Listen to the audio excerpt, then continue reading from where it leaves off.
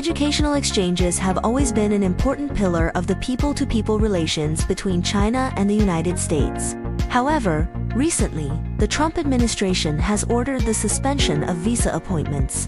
Harvard University was also deprived of its qualification to recruit foreign students, becoming the first academic institution affected by the visa sanctions.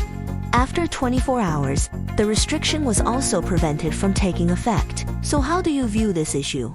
Well, thank you for having me on your program, and I'm glad to start with this very important topic. I have spent a lot of energy myself in the past couple of years on this broad issue of US-China academic exchange, of which student exchange is, of course, a very, very important part. And like many of my colleagues in the American Academy, and of course in the Chinese Academy as well, I was concerned about the initial announcement, both with respect to Harvard in particular, but then more broadly with respect to the review of the visas of Chinese students.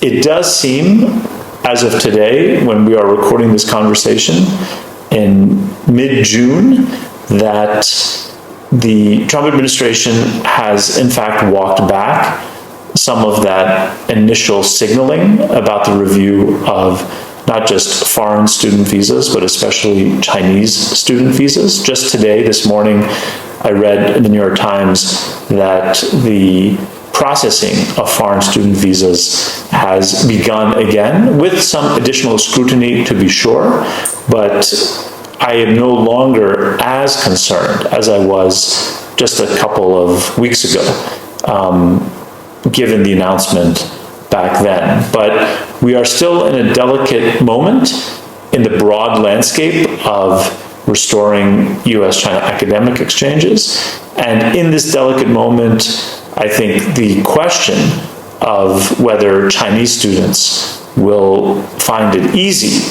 to go to the United States to pursue courses of study at our universities in the way they have in the past, it is a question that we should all be thinking about, paying attention to, and hoping for the best on.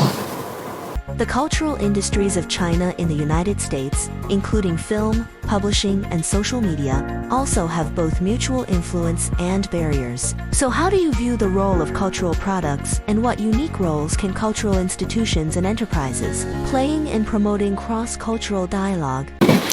Yeah, so I have to admit that I'm not a great expert on cultural production. I'm certainly, as a consumer of different kinds of cultural products, I can say that this has been historically a strength of the United States. We have, a very outsized influence in movies and television shows and music throughout the world, including in China. And I think in recent years, we've seen some strides from, for example, South Korea in this region in their own cultural production of TV shows and music and movies.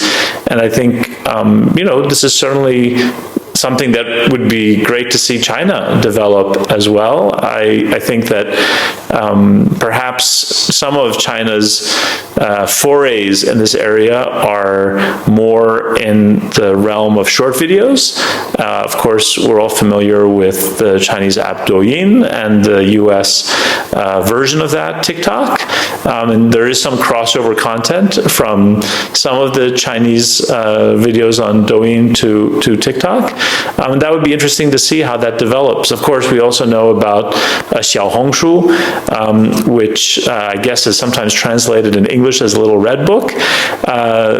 One of the things that I find interesting is if there's any content from one side or the other that then is displayed in the other place. So are videos from Chinese content makers available to US audiences, but then also are videos from US audiences or US content producers available to Chinese audiences. I think that would be, part of what would make these cultural exchanges more robust than if they're just being produced for their own separate constituencies. You previously led a student delegation from the University of Pennsylvania to visit Peking University. How did you feel about the last student delegation visit? As the director of the Future of U.S.-China Relations Project at the University of Pennsylvania, what are your thoughts on promoting academic exchanges between Chinese and American students? Yeah, so I was really, really thrilled with the visit of my students to Beijing earlier this summer, from mid-May through the end of May. They were here for 10 days in Beijing and Shanghai. Also, we went to Hangzhou for a day, and we had many wonderful dialogues, including here at Peking University, including at other universities like Tsinghua University, and in Shanghai at Fudan University and NYU Shanghai. We also had dialogues with different government departments and also some foreign embassies. And altogether, I thought the students performed extremely well. They were, I think, well trained in the class that we had leading up to the trip. They were knowledgeable, they were specific, they were informed, and they were willing to have, I think, quite robust discussions with many of the different audiences here, including at Peking University, and ask challenging questions, just as I had trained them to do in our class, and to be thoughtful in listening to responses and thinking about how to formulate their own thinking and their next set of questions in ever more sophisticated ways. So on the whole, I could not have been more pleased with that visit and the trip and the quality of dialogues that we had.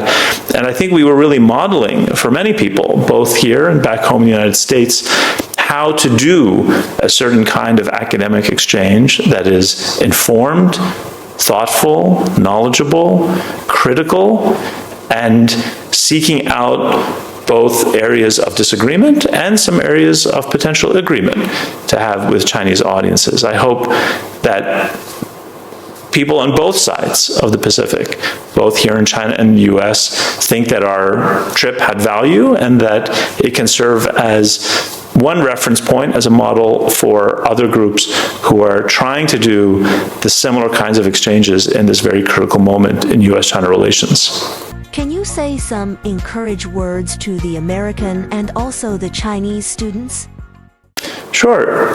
I have often said that the story of China in the past century and to this day is one of the most intellectually interesting stories that any student anywhere could encounter. There has been so much change. There is ongoing so much change in this context that if you are interested in studying a dynamic picture, then there is lots in this context that will capture your attention. And so I think it should be an easy sell for American students who are looking to study challenging, complex, interesting questions, for them to want to study this context in the same way that I was inspired to do when I was an undergraduate student 30 years ago, and many of my colleagues in the China field were inspired to do as well. I think for Chinese students, like American students, the prospect of broadening your horizons, of seeing perspectives that are different from the perspectives that are most easy at hand for you, to see the world through a different lens, is incredibly important. It makes you a more well-rounded thinker. It gives you new insights into areas that you already thought you knew a lot about. And as a human being, can give you new resources for understanding the world we live in as a whole. So in general, I hope not just Chinese students, but also American students really embrace any possibilities they may have for going to another place, going to another country, having dialogues with counterparts in another place, as a tool, not just for knowledge, understanding, but also their own growth as human beings.